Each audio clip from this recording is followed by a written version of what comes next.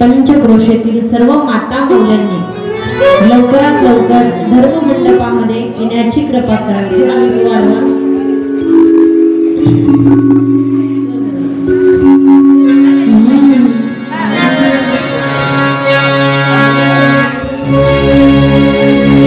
स्वस्ति श्री गणेशाय नमः. श्री सरस्वती श्री गुरुभ्यो नमः. वंशी विभूषितकरा नवनीरदाभा पीताम्बरा तरुणबिम्बफलाधरो पूर्णेन्दु सुन्दरमुखा नरविन्दनेत्रा कृष्णात् परं किमपि तत्त्वमहं न जाने. समचरणसरोजं सान्द्रनीलाम्बुधामं जगन्निहितपाणिं मण्डनामवन्दनामि. तरुणतुलसीमाला तरुणधरं कञ्जनेत्रं तनयधवलहासं विठ्ठलं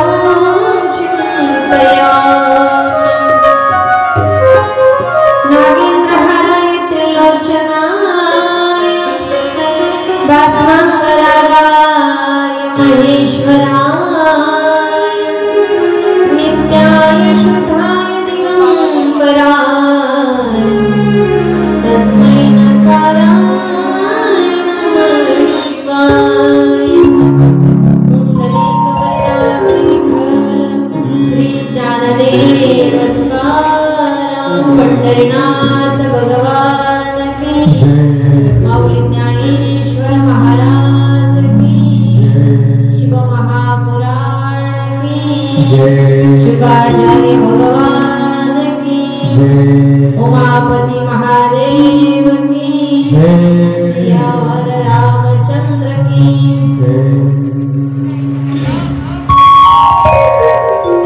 हर हर महादेव शंभो,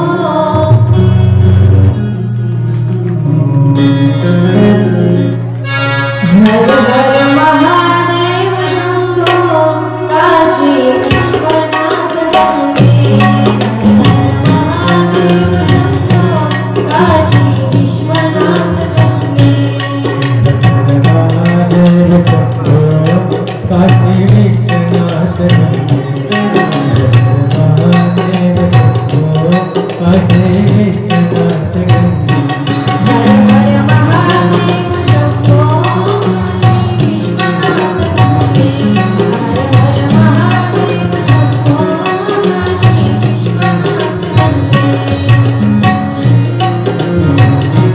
काशी विश्वनाथ गंगे।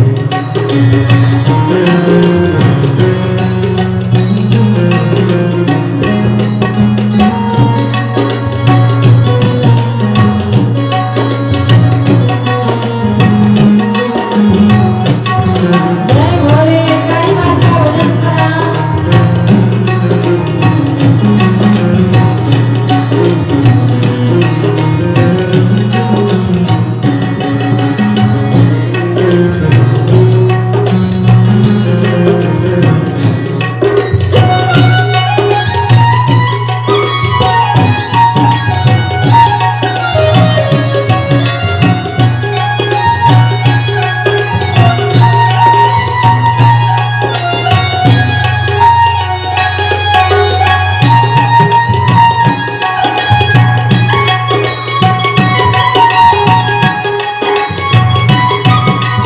जय भोले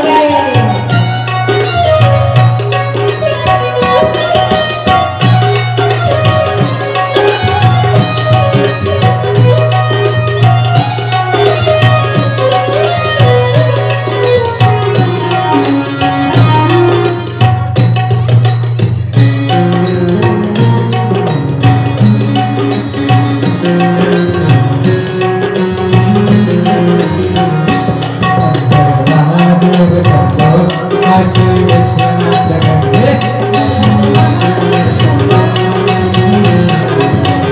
काशी विश्वनाथ गंगे, काशी विश्वनाथ गंगे, महादेव शंभो, काशी विश्वनाथ गंगे, काशी विश्वनाथ गंगे, काशी विश्वनाथ गंगे।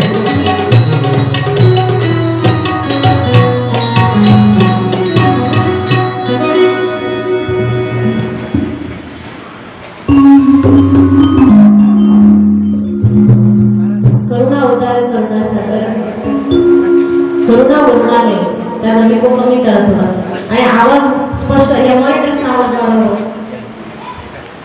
करुणा अवतार करुणा सागर, करुणा वर्णाले भगवंताची परात्पर वाङ्मय, प्रतिमूर्ती ग्रंथमूर्ती शिव महापुराण कथा। खाली आवाज येतोय, क्लिअर येतोय का? शिव महापुराण कथा आज कथेचा 6वा दिवस, प्रथम सत्र आणि सुंदर अशा प्रांगणामध्ये विठ्ठल रुक्मिणी मंदिर,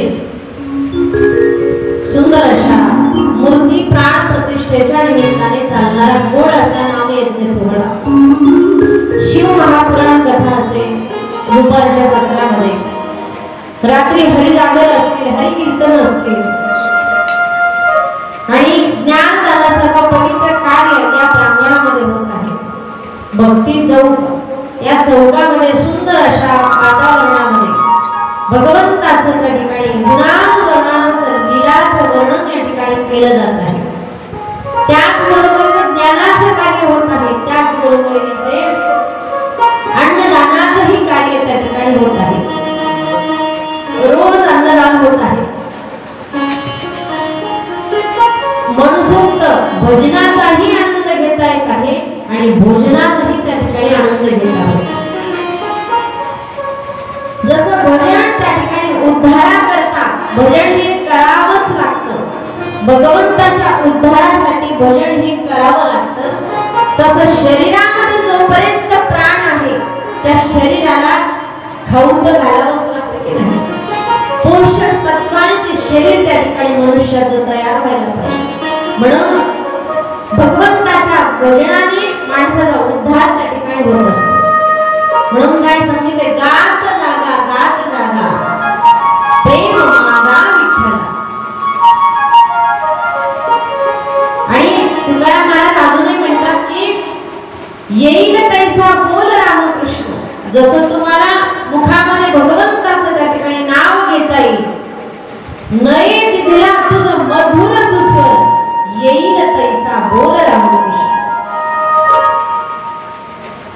तुला स्वर नसला, ताल नसला तरी भगवंताला स्वराची आणि तालाची त्या ठिकाणी अपेक्षा नाही. स्वराची आणि तालाची अपेक्षा नाही भगवंताला. भगवंताला अपेक्षा कशाची आहे? फक्त भजनाची भगवंताला अपेक्षा आहे. आणि जसं तुला मुळातच बायकांना स्वर त्या ठिकाणी असतो, बायकांचा आवाज हा बसाड्या आवाजाचा नसतात, मुळातच सरस्वती त्यांच्या जिभेवर असते. पण ती सरस्वती जिभेवर असताना प्रभूचं भजन आपण केलं पाहिजे. नाना प्रकारचे आपण टीव्हीवरती रोज भजन ऐकतो, पण एकही भजन आपल्याला पाठ होत नाही. आपण नुसतं कानाने ऐकतो, पण अंतःकरणामध्ये पाठांतर त्या ठिकाणी मनुष्याचं असावं. हे बघा, इथे धार्मिक चॅनल वरती आपली रेकॉर्डिंग होत आहे. YouTube चॅनलला ही कथा तुम्हाला ऐकायला मिळणार आहे. येणाऱ्या माता मौलींनी कोणी स्टेज वरती यायचं नाही, खाली बसल्यानंतर आधीच थांबवा. आता परत सूचना द्यायला नका. हा, काय सांगत होते मी? गेलं लक्षात. भगवंताच्या भजनामध्ये मनुष्याचा वेळ काळ त्या ठिकाणी गेला पाहिजे. आणि भगवंताला भजन हे अति प्रिय आहे. त्याला काय प्रिय दादा? भजन हे अति प्रिय आहे. आणि भजनामध्ये जेवढं मनुष्याने भजन केलं ना भगवंतासमोर, कारण वृंदावनला जे महात्मे राहतात ते रात्रंदिवस राधेचं भजन करतात. राधा राधा राधा राधा रटले राधे राधे नाम, भजन करतात राधेचं. राधेशिवाय तिथे वृंदावन ही प्रेमाची भूमी आहे, ती कर्मभूमी आहे. आणि त्या वृंदावन मध्ये प्रत्येक महात्मा हा भजन केल्याशिवाय त्या ठिकाणी त्याच्या मनाला आत्म्याला शांती लाभत नाही. म्हणून भजन जीवनामध्ये एवढं पोषक तत्व आहे की मनुष्याच्या कर्म करत असताना भजन हे त्याच्या जीवनामध्ये असावं. नुसतं भोजन असू नये. काही लोकांना खायला खूप आवडतं, खायला तुमच्या घरचं खाता, मी कुठं म्हणते माझ्या घरचं, पण खाण्यासाठी जेवढे पदार्थ मनुष्याला चव देऊन त्या ठिकाणी आवडतात, खायला खूप आवडतं, पण गायला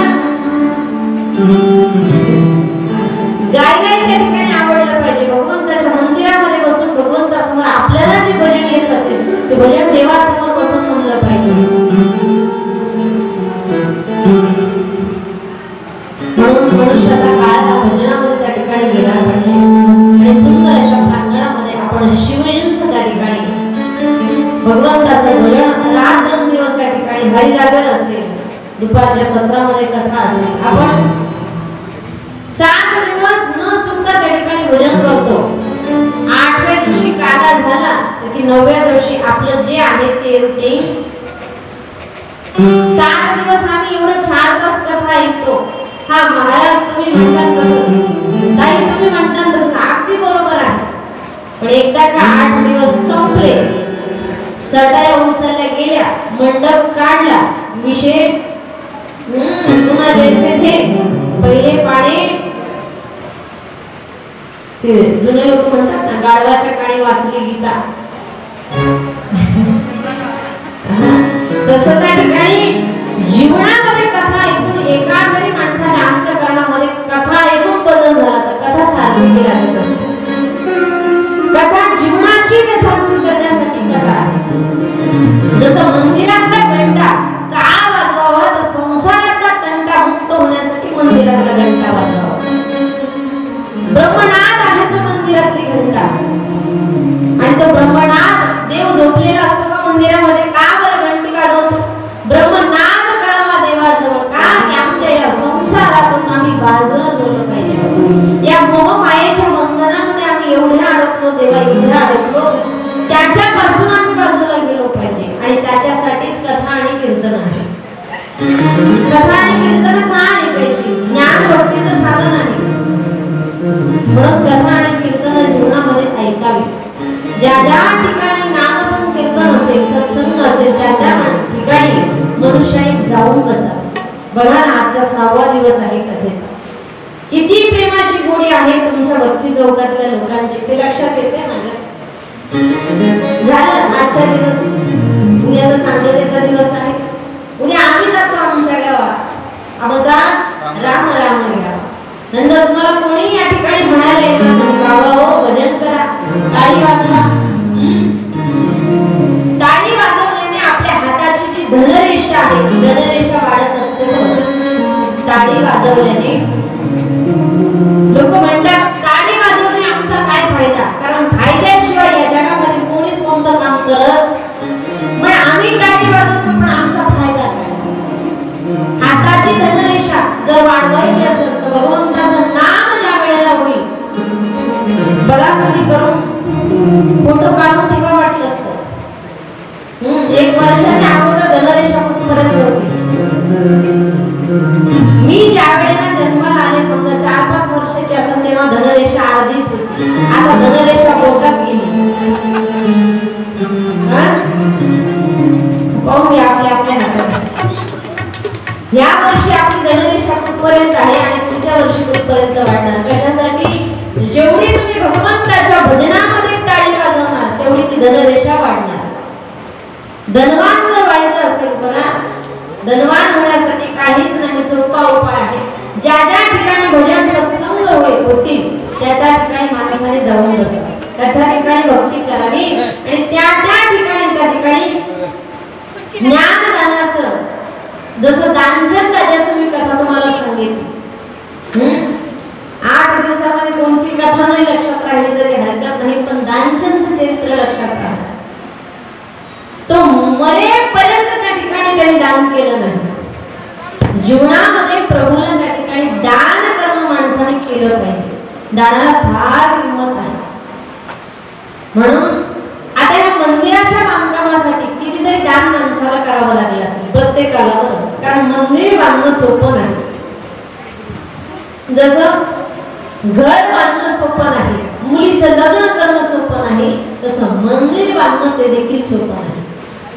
प्रत्येकाकडून एक वीट म्हणा, एक सिमेंटाचं पोतं म्हणा, जे काही असेल मंदिरासाठी त्या ठिकाणी तुम्ही दान केलं. आज हेच मंदिर चंद्र सूर्य आहे तोपर्यंत त्या ठिकाणी चिरंत काळ त्या ठिकाणी राहणार. आणि आपल्याला स्वाभिमानानं सांगता येईल, हो आमच्या कॉलनीमध्ये मंदिर आहे, आमच्या कॉलनीमध्ये दरवर्षी नामयज्ञ सोहळा होतो. बऱ्याचशा गावात काही गावांमध्ये सत्य होत नाही, पण आपण शहरात राहूनही त्या ठिकाणी पंक्तीचं आयोजन असेल, सुंदर त्या ठिकाणी पंक्ती आहे, रोज सुंदर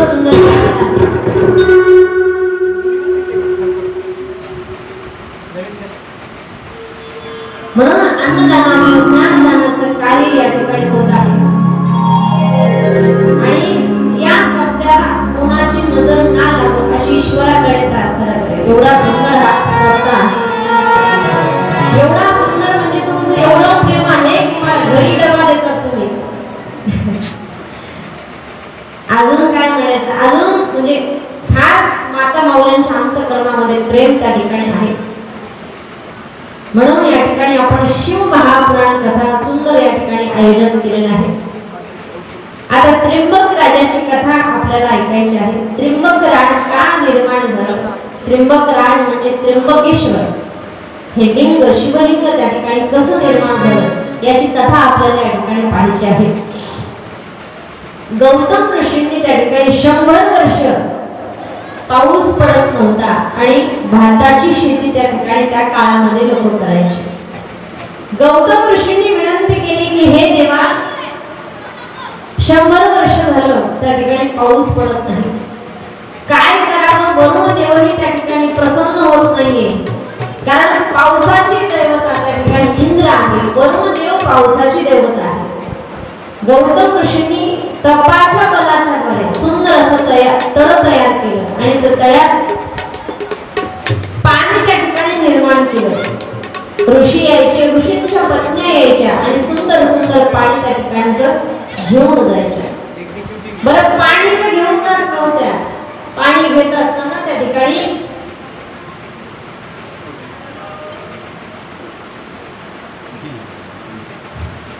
नुसतं पाणीच घेऊन जात नव्हत्या, तर त्या ठिकाणी कपडेही पाण्यामध्ये धुवायचे. एवढंच नाही, पाण्यात कपडे धुत होत्या. गौतम ऋषींनी त्या ठिकाणी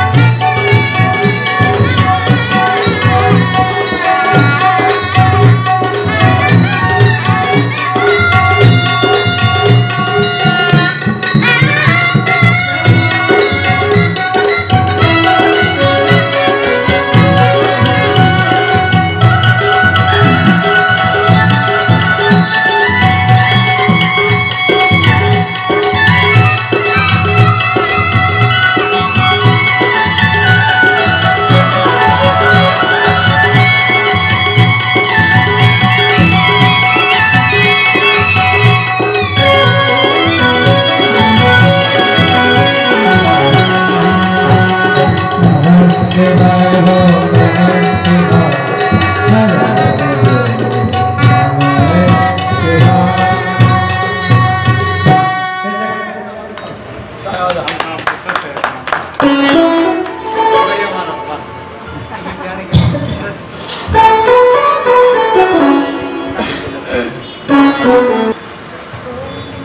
चालू होतं आपलं मांजराची कथे. गौतम ऋषीने त्या ठिकाणी विनंती केली, 100 वर्ष तपश्चर्या केली आणि त्या ठिकाणी सुंदर असं पाणी निर्माण केलं. तर ऋषी पत्नी यायच्या त्या पाण्यामध्ये, पाणी तर घेऊन जायच्या पण त्या पाण्यामध्ये कपडेही त्या ठिकाणी घालायचे. माता मौल्यांना तीर्थावर गेल्याच्या नंतर कुठेही सवय आहे, पाणी दिसलं लगेच स्नान आणि लगेच कपडे धुवून पाण्यात. तीर्थावर गेल्याच्या नंतर कधीही तीर्थामध्ये कपडे धुवू नये शास्त्र सांगत आहे. कारण तीर्थावर गेल्याच्या नंतर गंगा, गोदावरी, यमुना ज्या नद्या आहेत, ज्या गंगा आहेत, त्या तीर्थ आहेत. तीर्थ स्वरूपाने त्याचा उगम झालेला आहे. हिमालयात राहणाऱ्या गंगा, गोदावरी गंगा असेल, यमुना असेल, ती गंगा साधू ऋषी तीर्थ म्हणून तिचं पाणी ग्रहण करतात. आणि आपण पैठण तीर्थक्षेत्रावर जाऊन पहा, किती घाण कचरा तिथे टाकलेला असतो. त्या तीर्थावर गेल्याच्या नंतर ते पाणी तोंडात पण घ्यावं असं वाटत नाही, इतकी दुर्गंधी साचलेली आहे तिथे. म्हणून ते पाणी त्या ठिकाणी स्वच्छ झालं पाहिजे आणि ते पाणी आपल्याला स्वच्छ करावं लागेल. आपण गेल्याच्या नंतर तिथे घाण करतो. म्हणून गंगा ही पवित्र वाचे बदता गंगा गंगा, सगळं पाप जाती, सगळं दोष जाती, सगळे दोष त्या ठिकाणी नाहीसे होतात. म्हणून गंगेमध्ये, पवित्र अशा गंगेमध्ये कधीही मनुष्याने त्या ठिकाणी कपडे धुवू नये. आणि अहिल्या सहज त्या ठिकाणी ऋषी पत्न्यांना म्हणायला लागली, तुम्हाला मी विनंती करते, जी ऋषींनी तळ निर्माण केलेलं आहे त्याच्यामध्ये पिण्यासाठी पाणी आपण घेऊन जाऊ शकतो, पण त्या ठिकाणी त्या पाण्यामध्ये तुम्ही कपडे धुवू नका. विनाकारण ते पाणी स्वच्छ आहे, त्याला घाण करू नका. ऋषी पत्नी काय म्हणाले माहिती का? हो, लय चालली म्हणे तळ्यावरील. कारण मी मालकाने त्या ठिकाणी तळ निर्माण केलं होतं, गौतम ऋषींनी. ऋषींची पत्नी त्या ठिकाणी बोलायला लागली आणि ह्या ऋषी पत्न्या म्हणायला लागल्या की ऋषींनी तळ निर्माण केलं म्हणूनच ही आम्हाला असं म्हणत असेल. ऋषी पत्न्यांनी ऋषींना घरी जाऊन सांगितलं की अहिल्या आहे ना, ती अहिल्या आम्हाला तळ्याचं पाणी त्या ठिकाणी घेऊ देत नाही. एकाचे दोन करून सांगणं हे कोणाला जमतंय? झोपल्या का काय? नाही ना. एकाचे दोन करून सांगायचं काम हे माता माऊल्यांना पटकन टेलिफोन आहे. आता या चौकातली बातमी भाजी मंडी पर्यंत जाऊ देऊ नका जर म्हटलं तर राहते का पोटात राहते. एखाद्याला जर सांगितलं बाई तुला म्हणून सांगते बरं, बाकीच्यांना सांगू नको, ती बातमी पूर्ण 5 वाजेपर्यंत पूर्ण भक्ती चौकात पसरते. बिना बॅलन्सचा टेलिफोन आहे. महिलांच्या पोटामध्ये काही राहत नाही कारण श्रापच मिळालेला आहे त्याला. तिच्या पोटामध्ये सगळं मावतं. बघा ना, आपल्या पोटामध्ये 2 भाकरी जातात, सफरचंद जाते, जामून जाते, सगळं पोटामध्ये राहते. पण पोटात दुसऱ्याची गोष्ट सांगितलेली पोटात राहा, ती नाही आपल्या पोटात राहू शकत. पोटातली पटकन ओठावर येते. सगळ्या गोष्टी आपण सामावू शकतो पण एखाद्या विषयीची निंदा त्या ठिकाणी सामावू शकत नाही. म्हणून त्या ऋषी पत्न्या बोलायला लागल्या. एकाचे 2 करून त्यांनी ऋषींना सांगितले की जी अहिल्या आहे ती काही आम्हाला पाणी त्या ठिकाणी घेऊ देत नाही. गौतम ऋषी पहिल्यांदा गौतम ऋषीने गणपती महाराजांची आराधना त्या ठिकाणी केली आणि गणपती बाप्पाला प्रकट केलं. गणपती बाप्पा प्रकट झाले आणि ऋषींना विचारलं काय काम आहे बोला म्हटले. गणपती बाप्पाला सांगितलं गणपती बाप्पा काहीतरी मार्ग काढा, या ठिकाणी पाणी नाहीये, काहीतरी तुम्ही मार्ग काढा. गणपती बाप्पाने खूप विचार केला. गणपती बाप्पाही तिथून गायब झाले आणि तदनंतर त्या ठिकाणी सगळे ऋषीवरे भाताची शेती करत होते आणि भाताची शेती करत असताना गौतम ऋषी त्या ठिकाणी आले। गौतम ऋषींनी मनामध्ये विचार केला, हातामध्ये कुशा घेतली, भाताची जी शेती करतात बघा ते लोक त्याला कुशा म्हणतात। हातामध्ये सहज कुशा घेतली, कावळा बसायला आणि फांदी तुटायला सोबतच झाली। सहज कुशा हातामध्ये घेतली आणि सहज फेकली, तेवढ्यामध्ये तिथे गाय आली आणि गो हत्येचं पातक कोणाला लागलं? गौतम ऋषींना त्या ठिकाणी पातक लागलं। सगळ्या ऋषींनी बोलायला लागले, गौतम ऋषींनी ब्रह्म हत्येचं पातक लागलं, गो हत्या केली गौतम ऋषींनी, आता यांना तपश्चर्या त्या ठिकाणी पुन्हा गौतम ऋषींना तपश्चर्या करावी लागली, म्हणजे पृथ्वी प्रदक्षिणा करावी लागेल आणि पृथ्वी प्रदक्षिणा केल्याच्या नंतर ही गंगा आकाश मार्गाने आलेली गंगा तपश्चर्या केल्याशिवाय ती गंगा त्या ठिकाणी प्रगट होणार नाही। त्यासाठी पुन्हा तपश्चर्या गौतम ऋषींना करावी लागली। सगळ्या ऋषींनी सांगितलं की गौतम ऋषींना गो हत्येचं ब्रह्म हत्येचं पातक त्या ठिकाणी लागलं आहे आणि तपश्चर्येला पुन्हा प्रारंभ झाला। गौतम ऋषींनी एवढी तपश्चर्या जीवनामध्ये केली की जी आकाश मार्गाने निघालेली गंगा आहे त्या गंगेला त्या ठिकाणी सांगितलं, हे गंगा मैया तुला प्रकट व्हावं लागतंय आणि मी मुद्दाम ब्रह्म हत्येचं पातक केलं नाही। ज्या ठिकाणी कुश टाकले गेले त्या ठिकाणी प्रकट झाली कुशीवरता, कुश टाकलं म्हणून त्या ठिकाणी प्रकट झाली कुशीवरता, तिचं नाव आहे। धन्य कुशीवरताचा महिमा वाचे वर्णिता किती हो।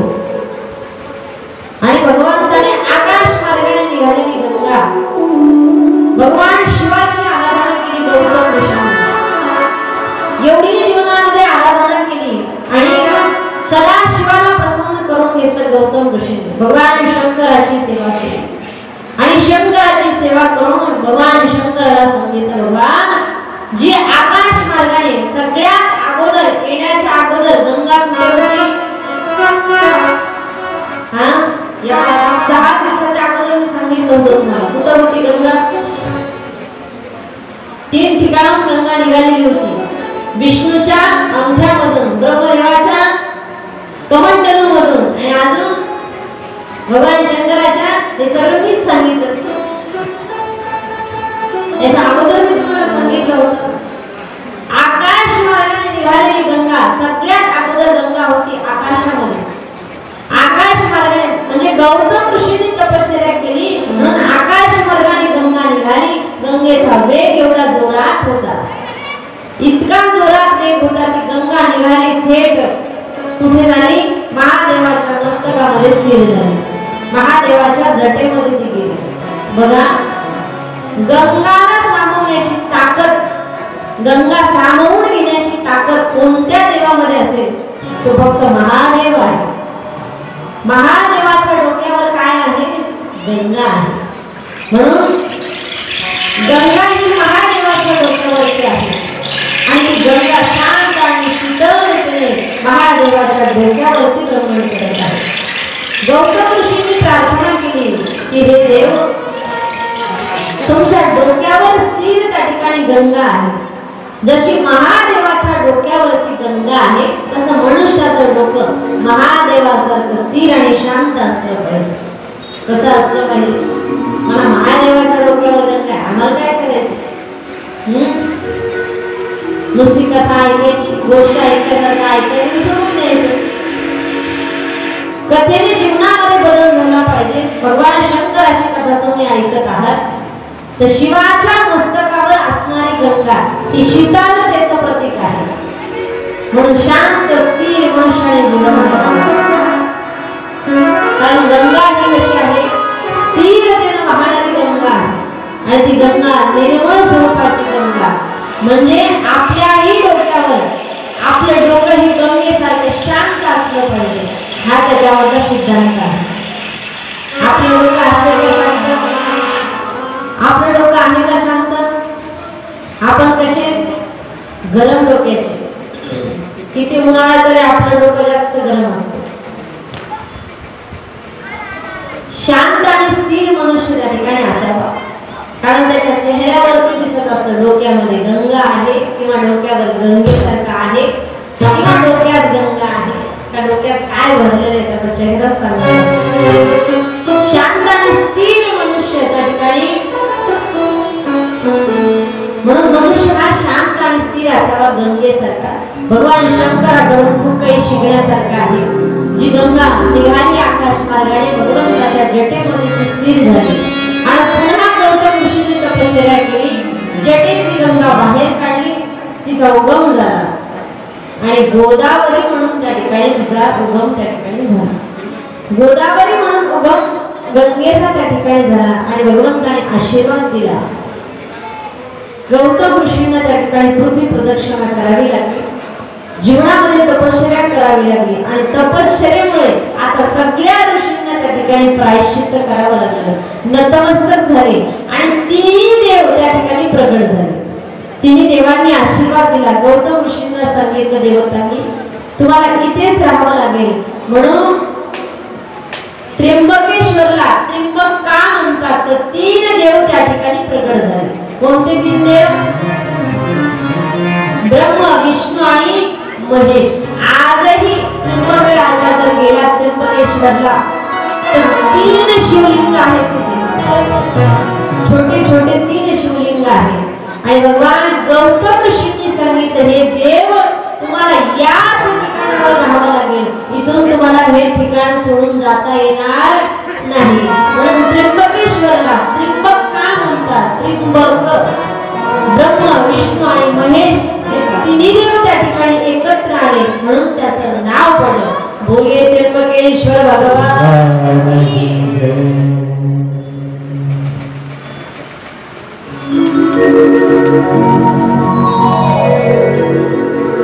म्हणून त्र्यंबकेश्वरला ब्रह्मगिरी हे देखील दुसरं नाव आहे आणि तिन्ही देव एका ठिकाणी वास्तवाला त्या ठिकाणी राहतात म्हणून त्याचं नाव त्या ठिकाणी त्र्यंबक असं पडलं. पुढे सुंदर त्या ठिकाणी शिव महापुराणामध्ये वर्णन आलेलं आहे. जीवन जगत असताना मनुष्याने भगवंताची पूजा ही मनोभावे त्या ठिकाणी केली पाहिजे. शास्त्र असं सांगतं की 7 दिवस ज्या ठिकाणी कथा असेल त्या कथेला एवढं महत्व सांगितलेलं आहे की मनुष्याने एका आसनावर बसावं. इथं जरी सकाळी असलं तरी घरून आसन आणावं हे देखील महत्व सांगितलेलं आहे. एका आसनावर बसावं. अनशन व्रत जर करता आलं तर मनुष्याने करावं. तुम्ही म्हणता अनशन कसं? राजा परीक्षितीने जसं व्रत केलं होतं तसं आपल्याला शक्य होणारच नाही. आपण 15 वारी उपवास जर धरू शकत नाही तर अनशन व्रत आपल्यासाठी होणार नाही. शिव महापुराणामध्ये वर्णन आहे की मनुष्याने एका आसनावर बसावं, 7 दिवस कथा त्या ठिकाणी श्रवण करावी. घरामध्ये कर्कश वाणीने कधी बोलू नये.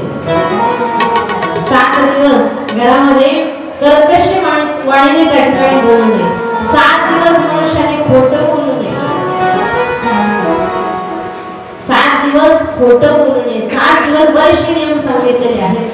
भगवंताला त्या ठिकाणी रोज 1 तांब्या पाणी अवश्य त्या ठिकाणी घातलं पाहिजे. कितीही जीवनामध्ये त्याग त्या ठिकाणी असला तरी पण 7 दिवस ज्याला सत्वगुणाची प्राप्ती करायची आहे अशा व्यक्तीने फल आहार जीवनामध्ये करावा. सकाळी 1 टाइम फळं खायचे आणि संध्याकाळी भोजन आणि त्यानंतर भजन, भोजनानंतर भजन. पण आम्हाला भोजन केले की कधी? म्हणून झोप ही कामाची नसते. दुपारच्या वेळी कधी मनुष्याने त्या ठिकाणी शयन करू नये, कारण आयुष्य मर्यादा सांगितलेली आहे. झोपेमध्ये दिवस निघून जातो, रात्र झोपेमध्ये जाते, दिवस काबाड कष्ट करण्यामध्ये निघून जातो. 365 दिवस असेच निघून जातात.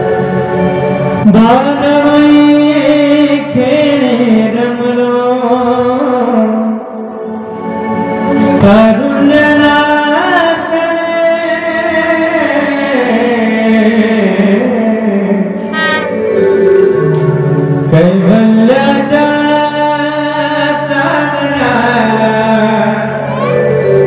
भुकेला चकोर कैवल्याच्या चांदण्याला भुकेला चकोर कैवल्याच्या चांदण्याला भुकेला चकोर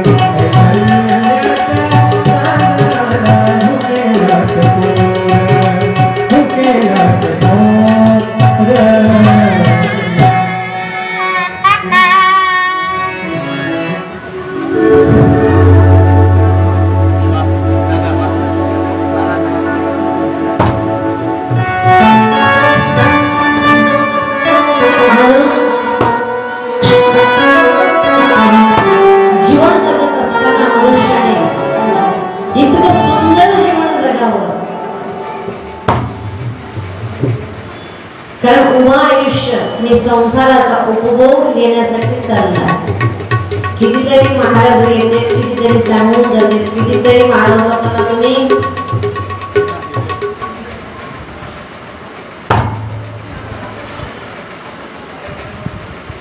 पण आपल्या काही जीवनात बदल होऊ द्यायचा तुम्हीच म्हणा. आपला असे नळी फुगे सोनारे काही अंतःकरणामध्ये येऊ द्यायचं, फक्त ऐकायचं. काही जणांच्या हे पण डोक्यात जात नसेल, हे पण वरतून जात असेल. म्हणून भगवंताच्या भजनाची गोडी मनुष्याला लागेल.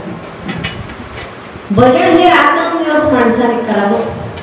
पुणे शिव महापुराणामध्ये वर्णनाला अंधकासूर नावाच्या राक्षसाची उत्पत्ती त्या ठिकाणी सांगितली.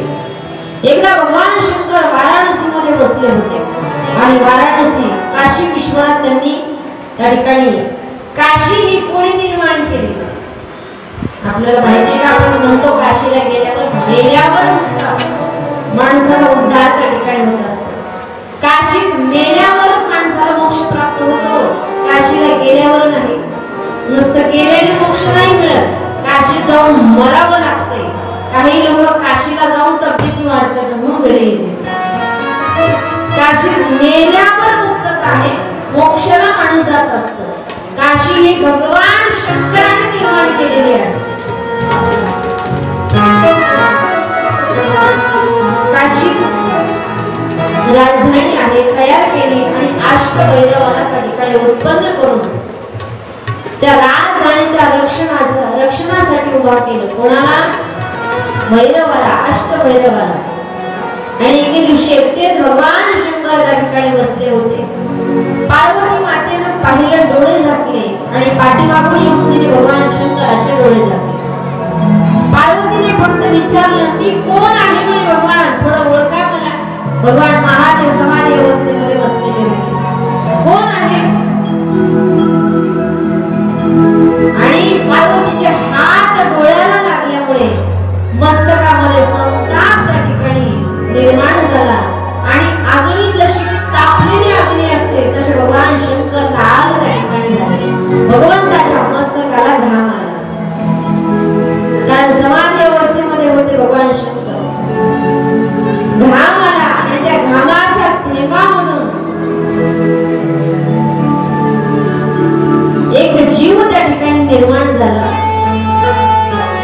विचारलं कोण आहे? म्हणजे तुमचा मुलगा आहे. आणि भगवान महादेवाने विचारलं माझे डोळे कोणी बंद केले आहेत? म्हणजे तुमची पत्नी आहे. आणि अंधकासुराची त्या ठिकाणी निर्मिती केली. जसं हिरण्यकशिपू होता, राक्षस होता, तो राक्षस हिरण्यकशिपू भागवताचं गोड उदाहरण आहे. पण राक्षसाच्या कुणी प्रल्हाद जन्माला आला. कारण हिरण्यकशिपूला पुत्र प्राप्ती नव्हती. त्याने तपश्चर्या केली, एवढी तपश्चर्या केली, एवढी तपश्चर्या केली. तपश्चर्या करण्यासाठी मद्रांचल पर्वतावर गेला. कोण? हिरण्यकशिपू. आणि भगवंताची तपश्चर्या केली. केल्याच्या नंतर ब्रह्मदेव प्रकट झाले आणि विचारलं अरे काय पाहिजे तुला? ते हिरण्यकशिपूने काय मागितलं असेल बरं देवाला? भगवान प्रकट झाले आणि विचारलं काय पाहिजे तुला? समजा उदाहरणार्थ आपल्याला समजा घरी रात्री गेल्याच्या नंतर आपल्या घरी भगवान शंभुनाथ महादेव आले आणि विचारलं काय पाहिजे तुम्हाला? काय मागता तुम्ही? देव तुमच्याकडे आला, काय मागता देवाला? तर काहीच मागणार नाही. भक्ती चौकातल्या महिला काहीच मागणार नाहीत ना? म्हणजे सगळे तुमच्याकडे काहीच मागणार नाहीत देवाला. मागणार का नाही? अशी एकही माता माऊली नाही की ती देवाला मागणार नाही.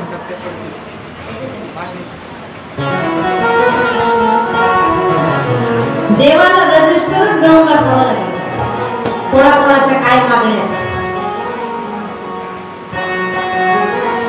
म्हणून देवाला त्या ठिकाणी काही मागू नका. देवाला देवाजवळ गेल्याच्या नंतर देवच मागा.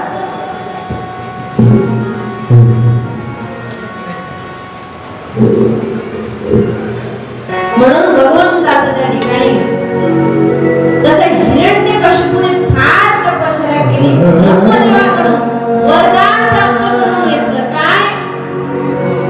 हे ब्रह्मदेवा मला अमर तत्वाचं वरदान दे. काय मागितलं देवाला? मला आम्ही अमर त्या ठिकाणी राहिलो पाहिजे, मला मृत्यू हा आला नाही पाहिजे. ब्रह्मदेव म्हणायला लागले अरे जो जन्माला आला त्याला मरावंच लागतं. जो कोणी जन्माला आला आहे त्याला मरावंच लागतं. कोणीही इथे अमर राहण्यासाठी आलेला नाही. जो जीव जन्माला आला त्याच दिवशी 5वीच्या दिवशीसाठी अक्षर लिहिते, त्याचा मृत्यू त्या ठिकाणी कशाने होणार आहे?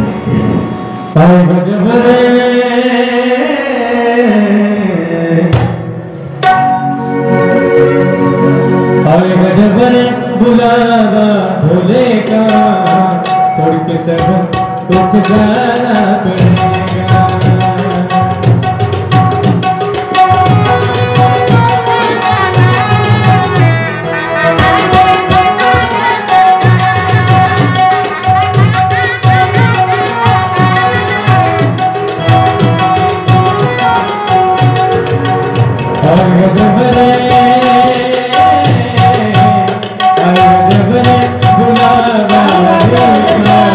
छोड़ के सब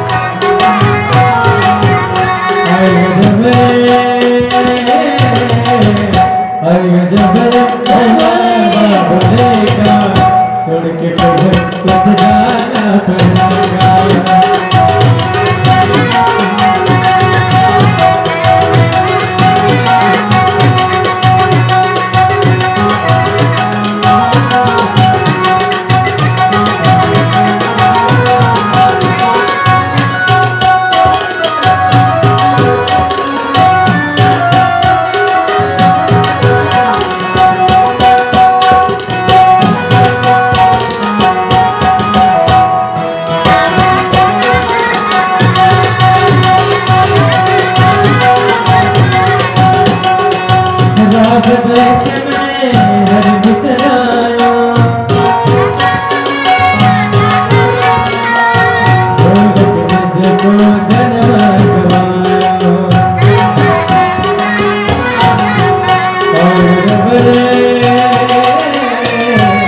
और जबरे बुलावा बोलेगा छोड़ के सब कुछ जाना पड़ेगा जाना पड़ेगा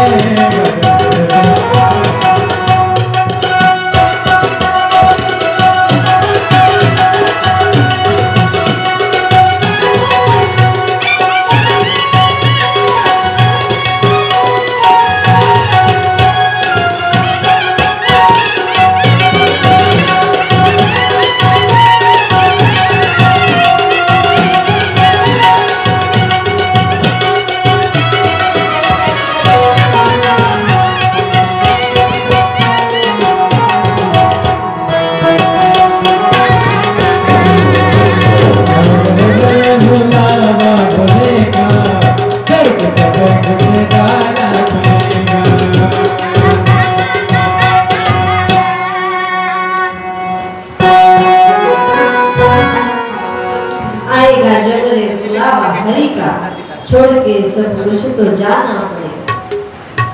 जर त्याचा मुलावा आला तर सगळं इथंच राहतं। कपातला चहा बशीत होतेपर्यंत ताटातला घास तोंडात टाकेपर्यंत सांगता येत नाही। त्याचं जर बोलणं आलं तर मनुष्य कुठेही असू द्या कसाही असू द्या क्षणामध्ये तो त्या ठिकाणी घेऊन जाण्याचं काम करत असतो। म्हणून या शरीरावरचा अनुराग माणसाने सोडून दिला पाहिजे। शरीरावरचा अनुराग जर सोडला नाही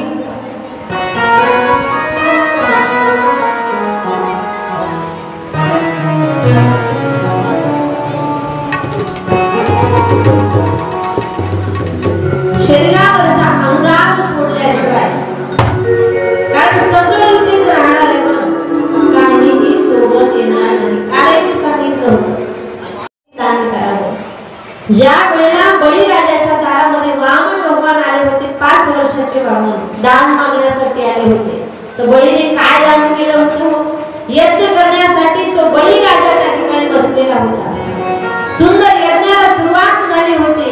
दान कर्म बळीराजा करत होता पण 5 वर्षाचा भगवान 5 वर्षाच्या वामनाच्या रूपामध्ये भगवान आले आणि बळीराजाच्या द्वारामध्ये आल्याच्या नंतर भिक्षा मागायला आले।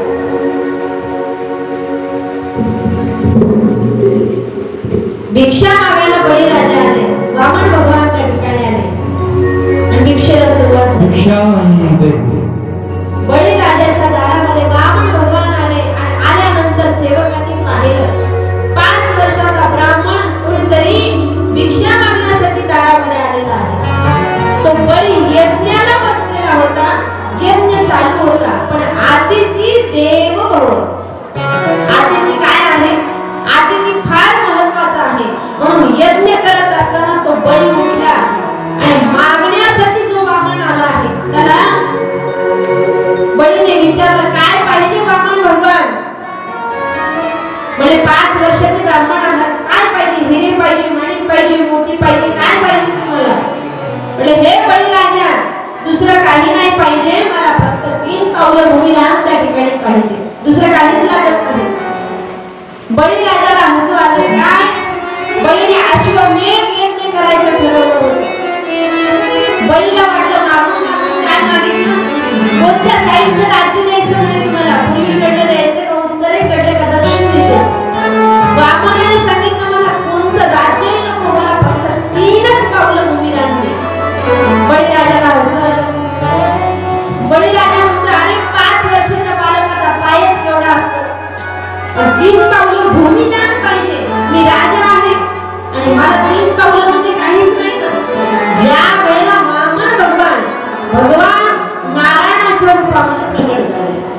आता विश्वाचा मालक ब्रह्मांडाचा मालक जर त्या ठिकाणी विश्व स्वरूपामध्ये जर जागा झाला तर त्याचा पाय केवढा असेल?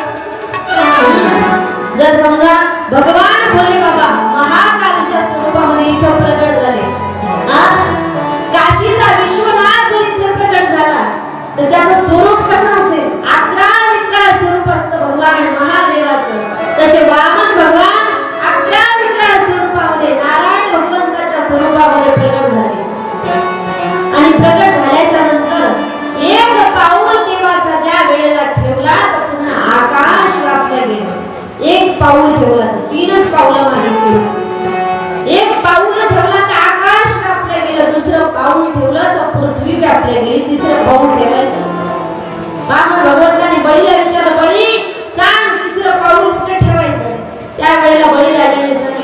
तुझं पाऊल माझ्या मस्तकावर ठेवावं. एवढा समर्पणाचा भाव त्या ठिकाणी मनुष्याच्या जीवनामध्ये असला पाहिजे. बळी मनुष्याने दान त्या ठिकाणी कसं केलं पाहिजे. बळीच्या घरी यज्ञ असूनही बळी यज्ञ करत असतानाही त्या ठिकाणी मागण्यासाठी आलेल्या व्यक्तीला त्यांनी दान केलं. काय? देवाला स्वतःचं शरीर देखील मनुष्य दान करू शकतो. म्हणून आपल्याकडे कशाची कमी? आता तो राजा होता कोण? बळी. त्याच्याकडे कशाची कमी होती? हिरे माणिक मोती सगळं काही त्याने देवाला समर्पित केलं होतं. अरे आपल्याला 2 टाइमचं जेवण करतो, फार सुखी आहोत आपण. त्या फुलाखाली जा तुम्ही तिकडं आकाशवाणीच्या फुलाखाली जा. हे झाडं नर्सरीचे मुले लहान लेकरं. आपण 2 टाइमचं जेवण करतो, व्यवस्थित जेवतो, झोपायला गादी आपल्याला, फॅन खाली मस्त हवा देतोय. झोपडीमध्ये राहणारे लोक महाराष्ट्र अंगावर सारे वस्त्र व्यवस्थित आहेत. कधी त्या लोकांचा विचार केलाय का? आपल्या घरी दिवाळीच्या वेळेला तेल हे कॅन्टीनच्या डब्यानं असतं. पूर्वीचे लोक तेल हे धारेनं वापरायचे. आता जिभेला धार आली पण तेलाला धार नाही. तेलाला पाईपच आहे. म्हणून त्या ठिकाणी जीवन जगत असताना कधी आपल्यापेक्षा खालच्या लोकांचा विचार करा. आपण त्यांच्यापेक्षा फार सुखी आहोत. म्हणून सुखी आहोत तर आपणही त्या ठिकाणी देवाला दान केलं पाहिजे. दान करून मनुष्याने करावं. दान केल्याने कोणाचंही त्या ठिकाणी वाईट होत नाही. म्हणून भगवंताला त्या ठिकाणी दान करावं. जसं बळीराजाने आम्हाला शिकवलं की कसं भगवंताला दान करावं. म्हणून या ठिकाणी कोणी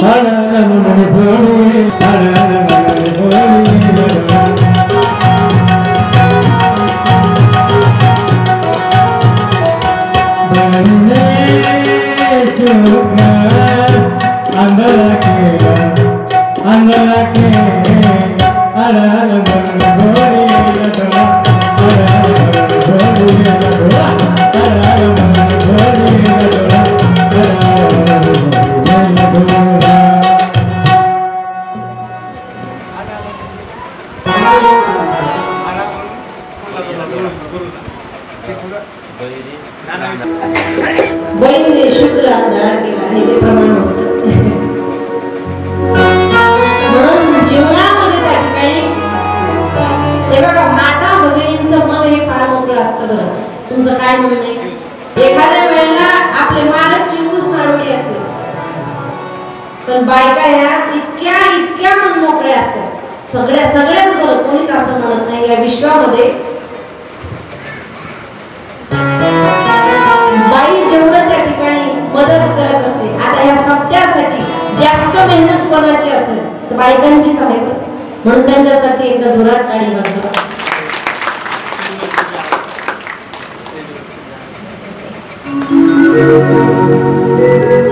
माझ्यापासून तर तुमच्यापर्यंत. कारण प्रत्येक माता माऊलीचा खालीचा वाटा इथे आहे. कोणी रोज झाडून काढते, कोणी रांगोळी काढते, कोणी सकाळी दिवस निघाला की ते सडा टाकते. कारण ह्या सगळ्या गोष्टी एका स्त्रीमुळेच होतात. माणसं सकाळी झाडायला माणसं फक्त किती आणले दिवसभर जमा करण्याचं काम त्यांच्याकडे आहे. जमा करण्याचं डिपार्टमेंट हे त्यांच्याकडे आहे. पण आणण्याचं काम आणणं फार महत्वाचं आहे. जेवढं साठवून ठेवणं जेवढं महत्वाचं आहे त्याच्यापेक्षा दुपटीनं. कारण लोकांकडनं वर्गणी मागणं हा काही तोंडचा खेळ नाही. मागण्यासाठी तो याचे तर गेला त्याच्या मुखामध्ये साखर असावी. मी काल ताकाचं उदाहरण परवा दिवशी दिलं होतं. जो मागण्यासाठी गेला सात आणि मवाळ मिथुने आणि रसाळ शब्द देसे कंदोळ अमृताचे. ज्ञानेश्वर महाराज ज्ञानेश्वरी मध्ये म्हणतात बाबा काही जर मागायचं असेल, काही जर समोरच्याकडून घ्यायचं असेल तर माणसाकडे नम्रता नावाचा गुण त्या ठिकाणी असला पाहिजे.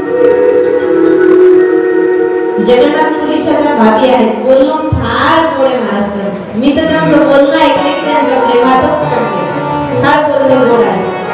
आणि असा याचक जर मागण्यासाठी दाराला गेला ना तर काय लोक देणार नाही तो. फार बोलणं त्या ठिकाणी गोड असतं. बोलण्याने जग जिंकता येतं. मोठ मोठ बोलतर काय बिगड्यो थर काय बिगड्यो. मोठ मोठ बोलतर काय बिगड्यो थर काय बिगड्यो.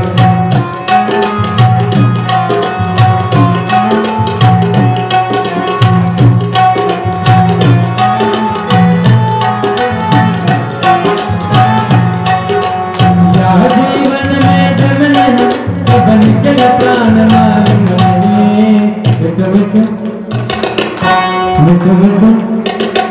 वाह मिठ मिठ बोलतर काय बिगड्यो काय बिगड्यो काय बिगड्यो. मिठ मिठ बोलतर काय बिगड्यो काय बिगड्यो.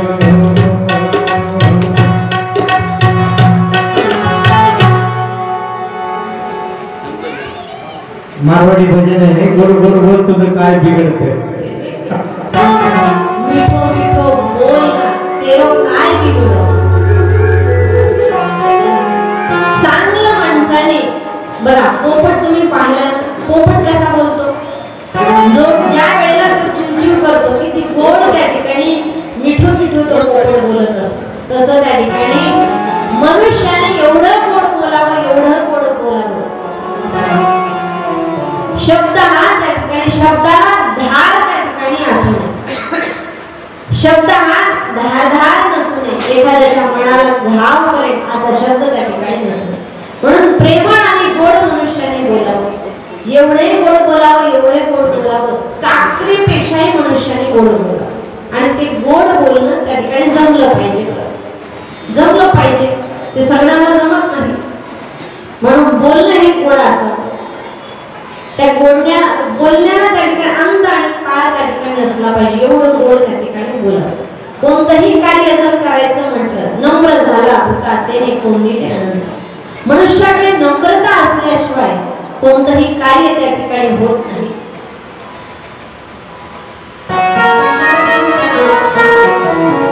विषयामध्ये फाटा फुटला. आपण हिरण्यकशिपूचं उदाहरण त्या ठिकाणी पाहत होतो. हिरण्यकशिपूने फार तपश्चर्या केली आणि ब्रह्मदेवाकडे वरदान प्राप्त करून घेतलं की मला अमर तत्वाचं वरदान पाहिजे. मी अमर झालो पाहिजे. ब्रह्मदेवाने सांगितलं बाबा जो जन्माला आला आहे तो इथून जाणार आहे आणि प्रत्येकाचं मरण किती दिवसामध्ये आहे.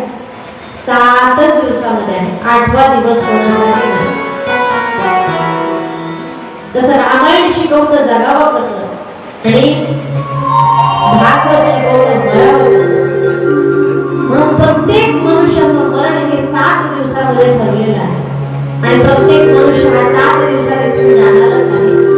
तसं ब्रह्मदेवाने हिरण्यकशिपूला सांगितलं हे बाबा तुला अमर तत्वाचं वरदान पाहिजे. ठीक आहे पण या ठिकाणी जो व्यक्ती जन्माला आला त्याला मरावंच लागणार आहे.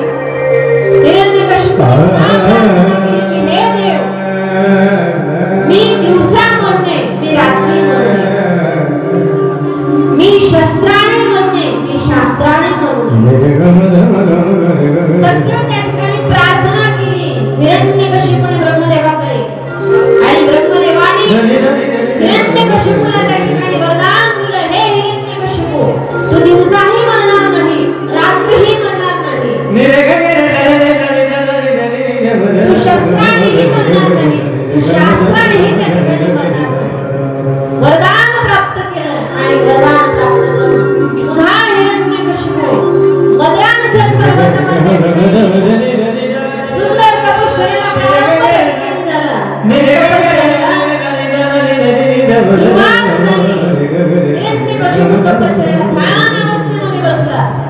गयादू मातेसोबत त्याचं लग्न झालं होतं आणि गयादूला सांगितलं हे गयादू मी तप करण्यासाठी वनामध्ये निघून जाऊ का. गयादू म्हटली ठीक आहे काही हरकत नाही जा. आणि तो वनामध्ये तप करण्यासाठी गेला. कोण हिरण्यकशिपू तप करण्यासाठी गेला हिरण्यकशिपू आणि तपाला सुरुवात झाली. सुरुवात तपाला करणार तेवढ्या वेळामध्ये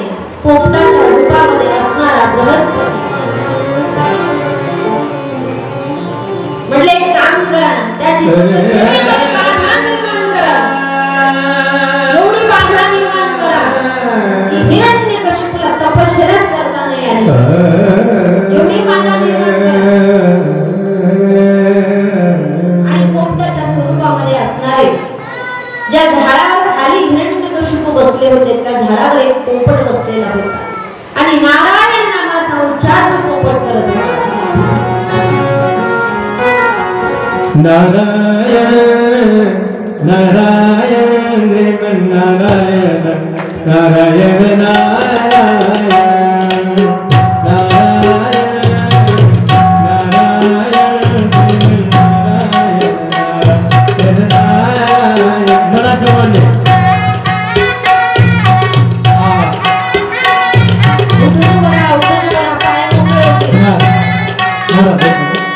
सर्वांनी जागेवर उभं राहा. 5 मिनिट पाय मोकळे होते तुमचे.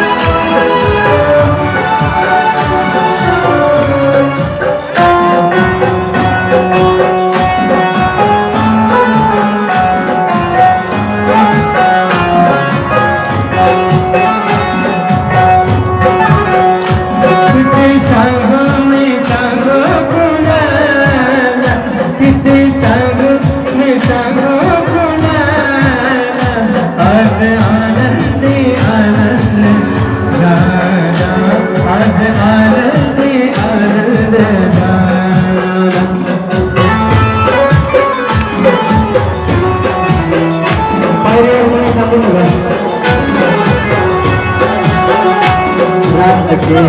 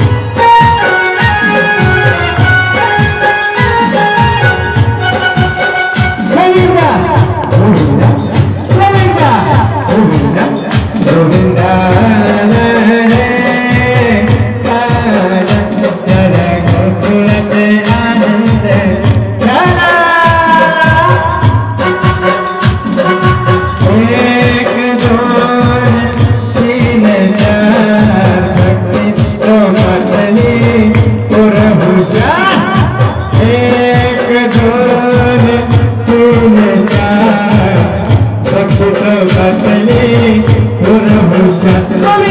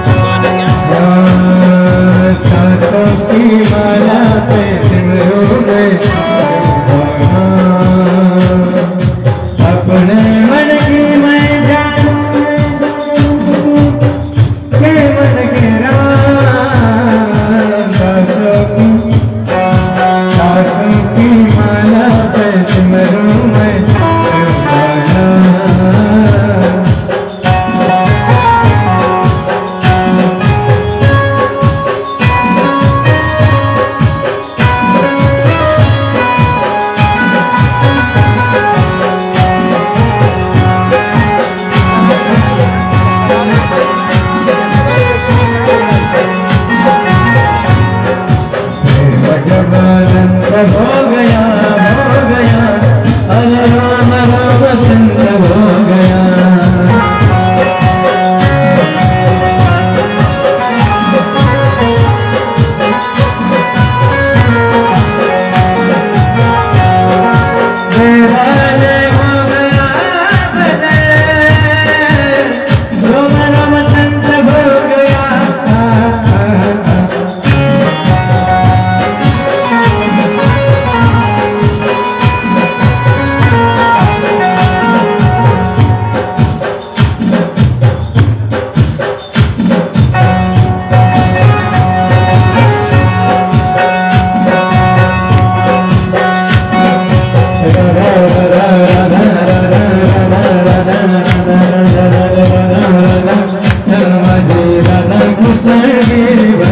चंद्र